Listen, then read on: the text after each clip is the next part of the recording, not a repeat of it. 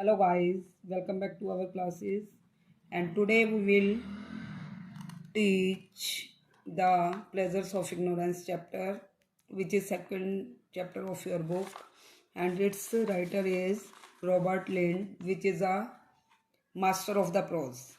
And in this chapter Lind wants to say that man is living in his ignorance.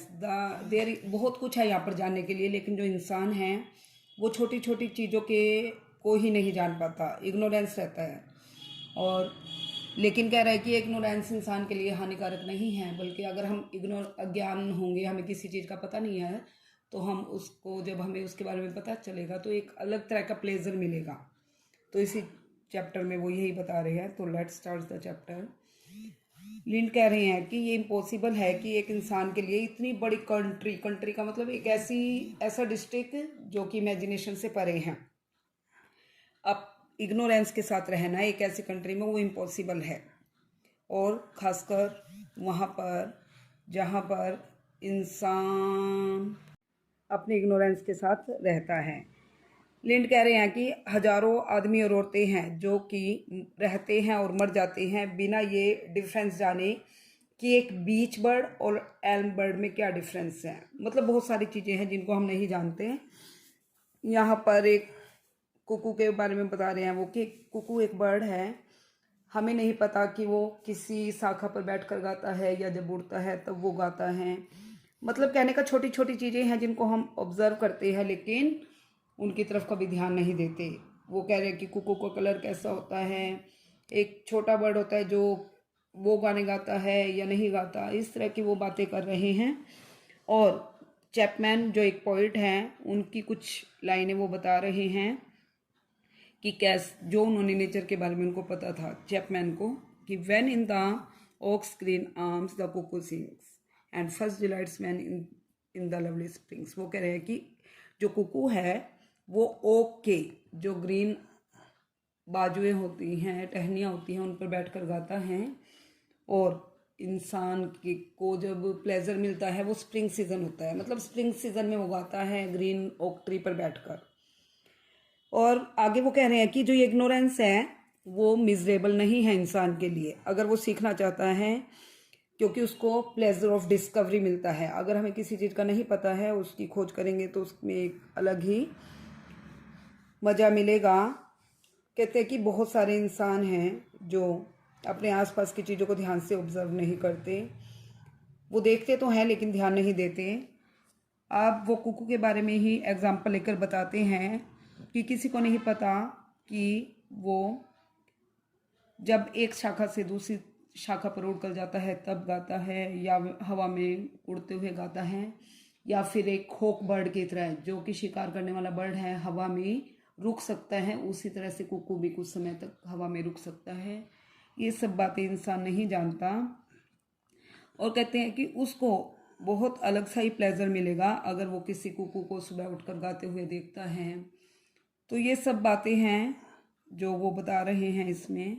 कहते हैं कि हम books को पढ़कर अपनी लास्ट एवर नॉलेज तक पहुंच सकते हैं। हम सोचते हैं कि हमने बहुत कुछ सीख लिया, लेकिन जो वो है लिंड है, वो इन सब चीज़ों को अपनी आंखों से देखकर फील करना चाहते हैं। वो ये विश करते हैं कि काश वो किसी फीमेल कुकू को देख सके जो कि अंडे देती है। वो देखना चाहते हैं कि वो अपने अंडे ग्राउंड पर देती है या फिर अपने नेस्ट में देती है।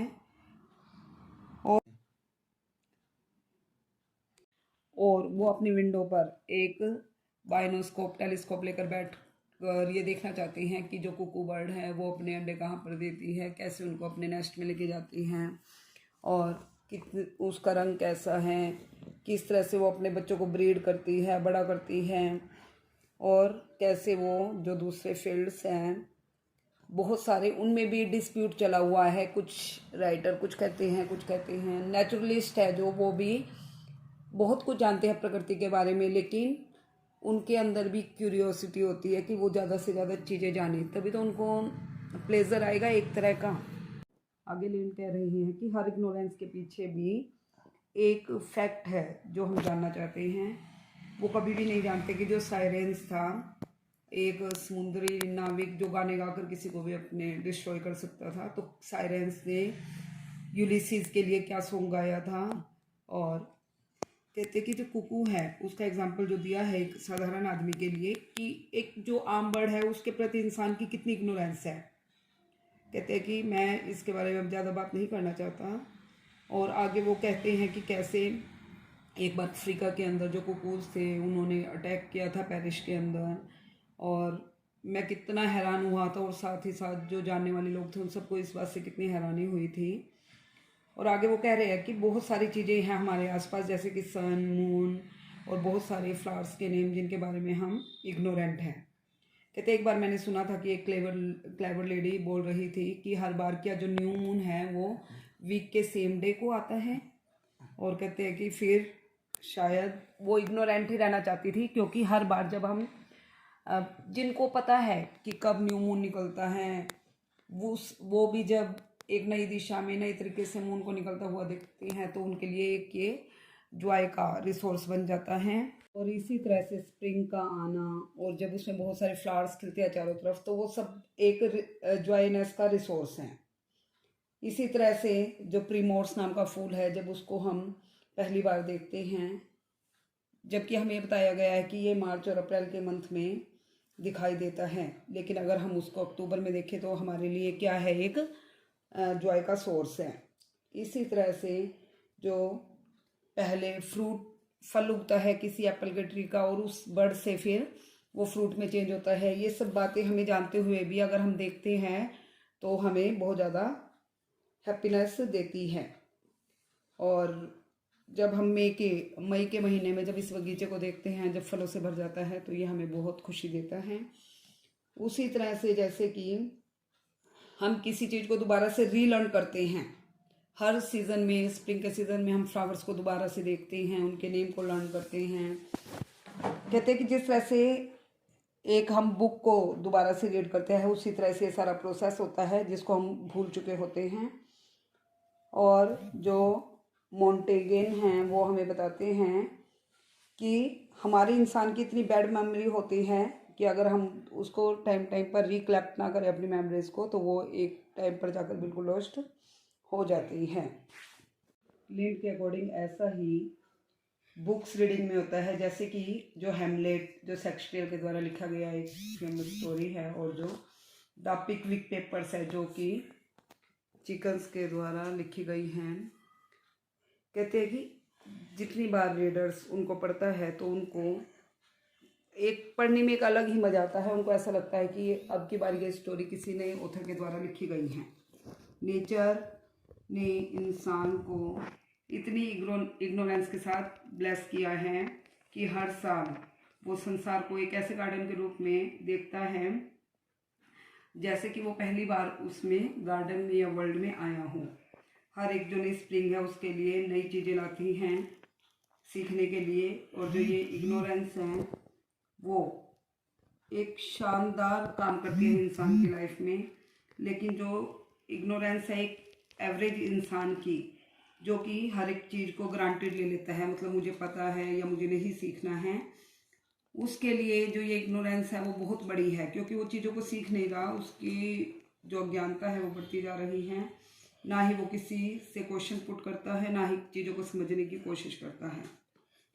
साधारण रूप से वो सिर्फ अपने जो डेली वर्क के काम होते हैं उसने उसी लाइफ में छोटे छोटे फैक्ट्स बना लिए हैं जिनको जानकर वो ये सोचते हैं कि मुझे बहुत कुछ पता है, लेकिन उस बहुत सारी ऐसी चीज़ें हैं उसके पास आसपास जिसको उसको समझने की कोशिश है, लेकिन वो ये कोशिश नहीं करता। यहाँ पर लिंड के अकॉर्डिंग जो सबसे बड़ी खुशी है मैंस के अंदर वो क्या है कि इंसान को इग्नोरेंस की जो एक फ्लाइट है, एरोप्लेन है, उसके अंदर बैठकर नॉलेज की सर्च के लिए जाना चाहिए। मतलब हमेशा लाइफ में कुछ ना कुछ सीखना चाहिए। जो सबसे ज़्यादा प्लेजर है इग्नोरेंस का वो किसमें है कि हम क्वेश्चंस पुट करें जो हमें नहीं पता। और लिंड के अकॉर्डिंग एक पर्सन अपना प्लेजर खो देता है जब वो क्वेश्चन पुट नहीं करता, चीज़ों को समझने की कोशिश नहीं करता। तो लिंड के अकॉर्डिंग उसकी लाइफ मतलब बिल्कुल स्टिफ हो जाती है, लाइफलेस हो जाती है, उसमें कोई भी एक्टिविटी नहीं रहती। लेकिन हम क्या करते हैं, प्राउड फील करने लगते हैं जितनी चीज़ें हमें पता है उसको लेकर। हम हर साल इतनी सारी नई चीज़ें सीख सकते हैं, लेकिन अपने इग्नोरेंस और प्राउड की वजह से उन चीज़ों से दूर रहते हैं। कहते हैं कि जो एक इंसान है वो, जैसे सुकरात का एग्जाम्पल देते हैं, जो कि एक फेमस राइटर थे, अपनी बुद्धि के लिए जाने जाते थे, लेकिन वो इसलिए फेमस नहीं थे कि वो बहुत कुछ जानते थे, बल्कि इसलिए फेमस थे क्योंकि 70 इयर्स की एज में भी उन्हें ये रियलाइज हुआ कि वो कुछ नहीं जानते। तो ये बात साफ है कि जो लिंड है वो ये कहना चाहते हैं कि जो हमारी इग्नोरेंस है वो हमारे लिए एक अभिशाप नहीं है, बल्कि एक वरदान है, ब्लेसिंग है नेचर की, क्योंकि इसी की वजह से हम लगातार कुछ ना कुछ नया जानने की कोशिश करते रहते हैं, और जिसकी वजह से हमें एक अलग तरह की खुशी और जॉय मिलता है। तो इस तरह से इंसान को अपनी जो ये जर्नी है नई नई चीज़ों के बारे में जानने की, उसको कभी नहीं रोकना चाहिए। हर समय कुछ ना कुछ आसपास जो भी नया सीखने को मिलता है उसको सीखना चाहिए। So thank you.